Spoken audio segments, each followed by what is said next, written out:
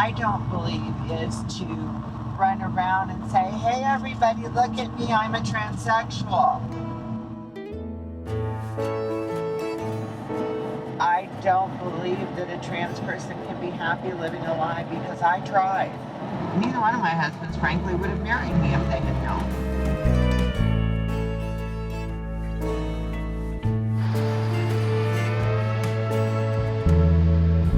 Basically what it is was I spent 22 years in one closet, and then I was out for 6 years. At 29, I went back into the closet. I did not come back out of the closet until I was 54 years old.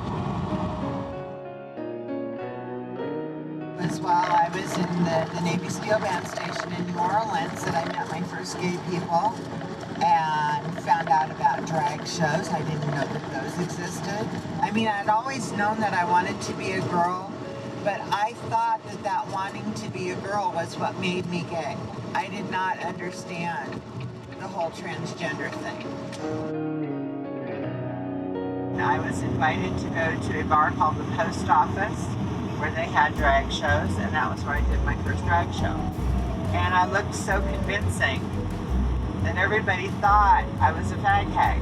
It was a good 6 months later before I finally decided I wanted to get out of the Navy. So I told the Navy that I needed to get up because I wanted to be a girl.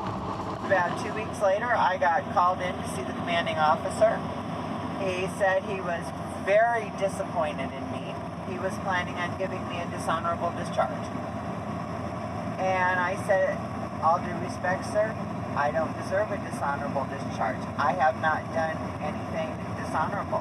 I have not had sex with another sailor. I have not broken any of the UCMJ articles.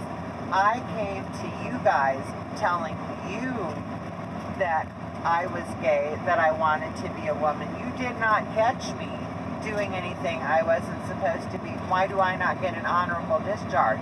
And he said, because you're a faggot. And I said, well, that's neither here nor there. I did not do anything dishonorable. I said, do I need to get a lawyer?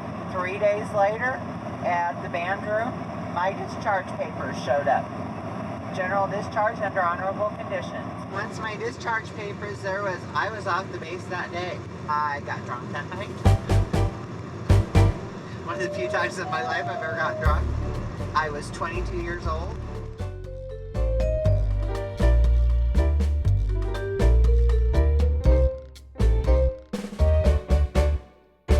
My wife's name was Sherry. I met her when I was a junior in high school. She was a freshman. We were both in band together. She was my girlfriend because that was the way to keep all the bullies away, and all the people that used to call me queer was by making sure I had a girlfriend. When I went away to the Navy, all my friends in the Navy band were getting married, and there were some rumors about my being queer. And I thought, well, that's what I need to do. So I'm not queer. I need to be married. I will regret to the day that I die that I broke the heart of somebody I really cared about by marrying her and putting her through all that. And I finally decided I needed to get serious. I wanted to live full-time as a woman, and I wanted to go to school. I was so consumed with this gender situation, with wanting to have my surgery, with trying to figure out how am I going to make this happen. I didn't focus on school the way I should have. I was working for San Francisco Trucking Company at the time, a gay moving company, but we had gotten a group medical plan, and one of the things that this group medical plan did was that paid for the endocrinologist that I eventually went to that diagnosed me with Klinefelter syndrome, that being that I have an extra chromosome. I'm XXY. Because of that situation with the chromosome, they were willing to pay for my sex reassignment surgery. And the first time I had sex with a guy that did not know that I had, at one point in time, not had a vagina, I was scared to death. But it went fine. It was the two clinical psychologists that I went to, the one that my insurance company made me go to. Their recommendation was that if I wanted to have a normal life, the best course of action for me was to leave my past behind, come up with a good story for, my past that was as close to my own real history as possible, but from the point of view of a girl, and never tell anybody that was the best thing to do if I wanted to have a normal life as a woman. And I took that advice, to heart, because that was what I wanted. I took the advice, I cut all my ties the way I went into the straight community. I was just embracing being a woman and being accepted as a woman. That went on for a while. Okay, husband number one. I was tired of going to bars where all the guys wanted to meet my gorgeous girlfriends. They were not interested in someone who was 6 foot tall and 250 pounds. The horse and cow, I met 3 sisters that were the same size I was. They had been going to this bar for several years, knew the owners, all the guys in there loved them, and the guys were great to me. Anyway, I met my husband there, quickly fell in love, got married, and he got transferred to Connecticut, and I went with him. We were there for a year, and it was the best year of my life. Just he and I blissfully in love, and together. It was wonderful. He had one of the highest security clearances that a person in the military can have. I had never had my birth certificate changed. I didn't even know if I could do that. And I started panicking, thinking about the Navy was going to find out that, what I was, that I'd had a penis, that I'd had a sex change. Someone talked to an attorney. And fortunately, the state of Wisconsin, where I was born, allows you, once you have had the complete surgery, to change your birth certificate, to seal your original birth records, where nobody can go back and look at them. As quickly as I could have that done, I had that done. Life came back in. We got transferred to San Diego. He went overseas to the Philippines on a cruise. Had an affair with a bar girl over there. If she had him convinced she was pregnant. I couldn't have kids. My husband knew that before we got married. So all of a sudden, he felt like he needed to divorce me and marry this woman because she was going to have his child.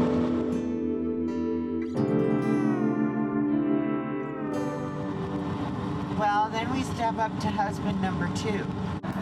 I stopped down to see Marilyn for a few minutes because she checked on my house and brought my mail in when I was on the road.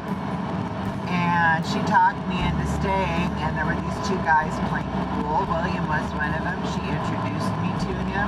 He eventually came out on the road with me driving truck. We got along good in the truck. It was the best job he had ever had. Then at the age of 32, he had what the doctors told us was an ocular occlusion, blinding him in the right eye, thus ending his truck driving career. He got very depressed and started spending all his time on the internet, and met a woman in California that had a real good job with FedEx that told him whatever it was that he needed to hear. He just wanted to run away from it, and that's what he did. Anyway, that was husband number 2.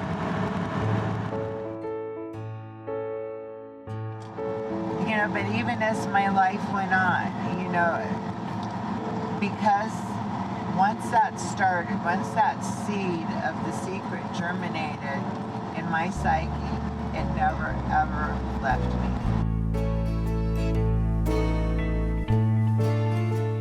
Satellite radio has definitely been the best thing for me to keep me occupied. I heard other truckers talking about satellite radio, and everybody was talking about Sirius and XM satellite radio and all the great stations they had. So I looked at them, and I bought the Sirius one, and I see OutQ, and I just got hooked.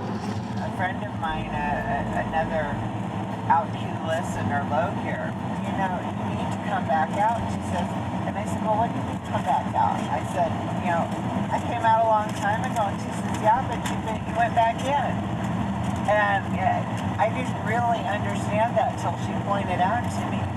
But she convinced me that, you know, it was something that I should really do if, you know, I really wanted to be happy.